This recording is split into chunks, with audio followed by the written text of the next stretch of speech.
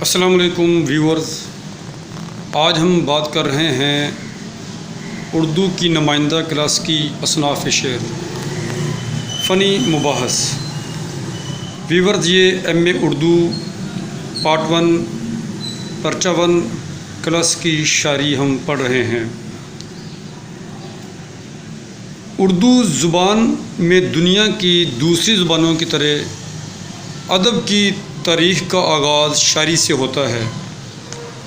اس کی وجہ یہ ہے کہ زبان کے ابتدائی دور میں یاد رکھنے اور ریکارڈ کر لینے کے قابل وہی چیز ہوتی ہے جو روزمرہ کی گفتگو سے بالاتر اور بہتر ہو، اور ایسی یادگار چیز اس دور میں اظہار جذبات ہی کی صورت میں سامنے آتی ہے، جس کا سب سے خوبصورت مظہر مترنم اور خوش آہنگ گفتگو ہی ہوتی ہے، اور اس کا نام شعر یا نظم ہے۔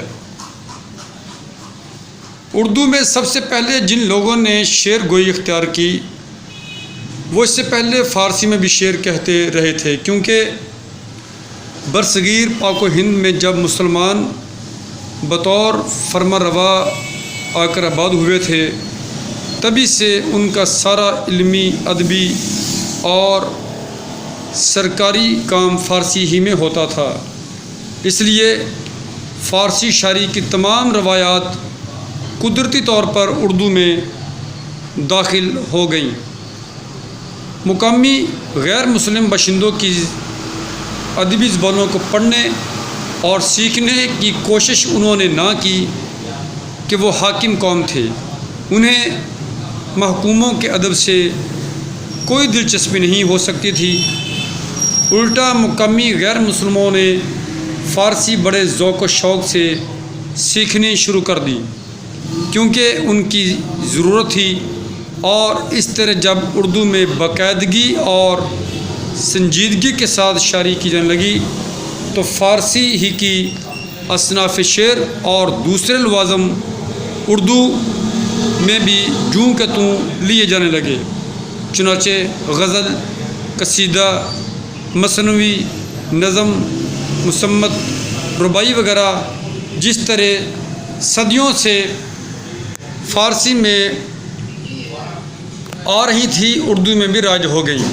البتہ بعد میں جب اردو پر محض دوسری زبانوں کے اثرات بھی پڑنے لگے اور خود اردو کا شاعری کا اپنا سرمایہ بھی وسیع اور پختہ ہو گیا، تو اردو شاعروں نے اصناف شعر میں نئے نئے تجربے بھی کیے جو آج تک ہوتے رہے ہیں۔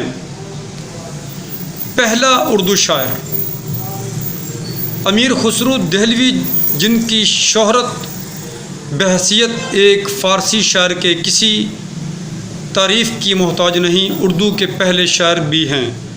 انہوں نے اردو الفاظ ادبی اغراض سے استعمال کیے اور سب سے پہلے اردو میں شعر کہا۔ سب سے پہلی غزل اردو بھی امیر خسرو ہی کی طرف سے منسوب ہے، مگر اس کی ترتیب اس طرح ہے کہ اس کا ایک مصرع فارسی اور ایک اردو کا ہے اور بحر فارسی کی ہے۔ امیر خسرو فن موسیقی میں بھی کمال رکھتے تھے۔